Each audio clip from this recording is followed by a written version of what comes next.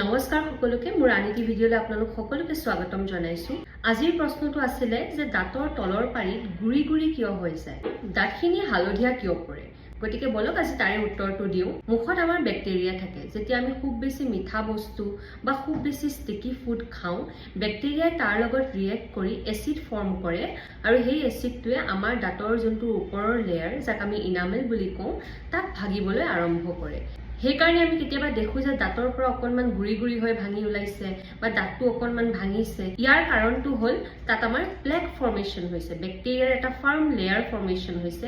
পেল yellow colour, হালধীয়া ৰঙৰো হ'ব পাৰে, নহ'লে কালাৰলেছো হ'ব পাৰে। যদি এই লেয়াৰটো য়েল্লো কালাৰৰ হয় তেতিয়া আমাৰ দাঁত পাৰি হালধীয়া ৰঙৰ দেখা যায়। ইয়াৰ কাৰণবোৰ কি জানেনে? যেতিয়া আমি ব্ৰাছ নকৰোঁ, কোনোবাই হাতেৰে দাঁত মাজে, গছৰ পৰা কিবা এডাল ভাঙি পেলাই দাঁত মাজে, প্ৰপাৰ টেকনিকত ব্ৰাছ নকৰে বা ভালদৰে ব্ৰাছ নকৰে, তাৰ ফলত কি হয়, দাঁতটো ভাঙা আৰম্ভ হয় আৰু গুৰি গুৰি হৈ ওলাই আহে।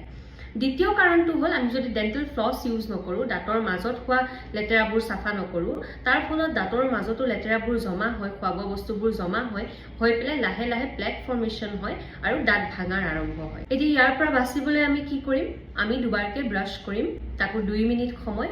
মাউথ ৱাছ ইউজ কৰিম, ক্ল'ৰহেক্সিডিন সপ্তাহত 3 বাৰ পানীৰ লগত মিক্স কৰি। মিঠা বস্তু অলপ কমাই খাম, আৰু যদি তেনেকুৱা ধৰণৰ বস্তু খাইছে তেতিয়াহ'লে লগত পানীৰে মুখখন আউখলি ল'ব।